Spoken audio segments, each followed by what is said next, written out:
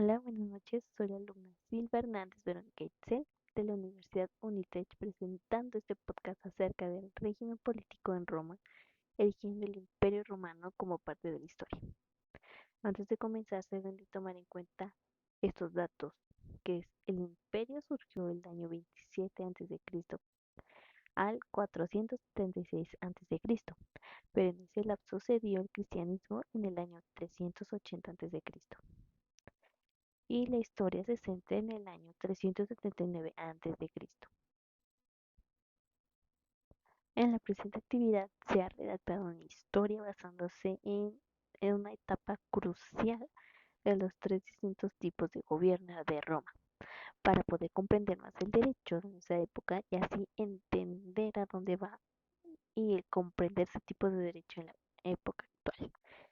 La historia se centra en el Imperio Romano con fechas casi exactas, involucrando parte del comercio, leyes y decretos del emperador. El protagonista llegó a Roma siendo un hombre peregrino, mercader del gremio de perfumes, y a su vez buscaba una buena vida hasta que se encontró que Roma estaba en ese entonces en la batalla de Adrianópolis, que duró del año 376 a.C. al 378 a.C., antes de que le siguiera la invasión y saqueo a esta gran ciudad. Era una mañana fresca del año 379 a.C., época del Imperio, y un año antes de que el emperador Teodosio el Grande declarara el cristianismo como religión única en Roma. A la orilla del río Tíber comenzaba a verse un movimiento por los mercaderes de la zona, pues se escuchaban los cascos de los caballos pegar contra el piso. Más adelante, las pláticas intensas de la mañana negociando precios, chismes de la ciudad, principalmente de patricios.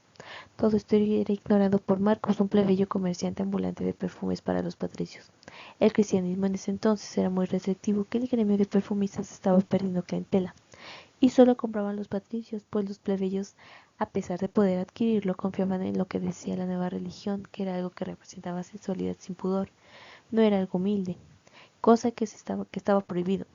Regresando al hombre de la historia, Marcos se encontraba mirando su propio reflejo en el río preocupado, pues comenzaba recién la venta de una nueva esencia con jazmín.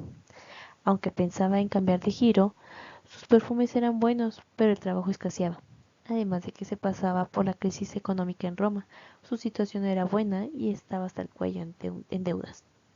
Tenía un plan de negocios para poder conseguir más clientes y la ciudadanía romana, para poder tener los derechos del ciudadano y acercarse a la gente con la que podría hacer prosperar su negocio, pues los romanos lo mirarían como uno de ellos y no un forastero.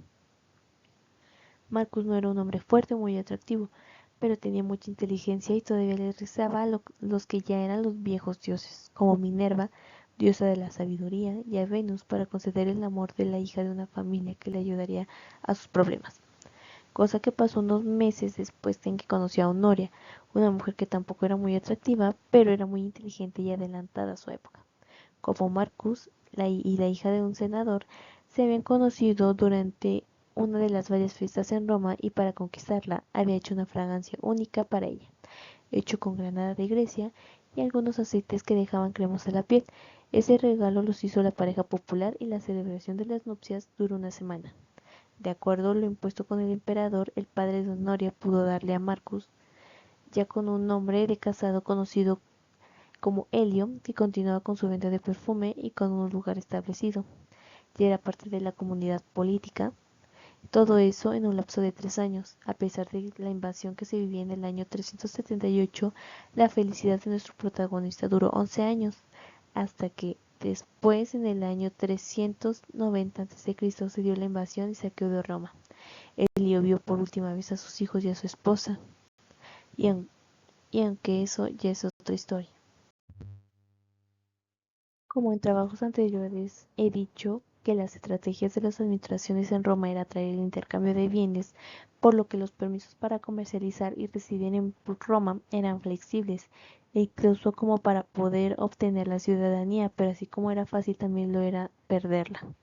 Así como también pude leer acerca de los esclavos que al ser hombres libres solo podían tener ese título.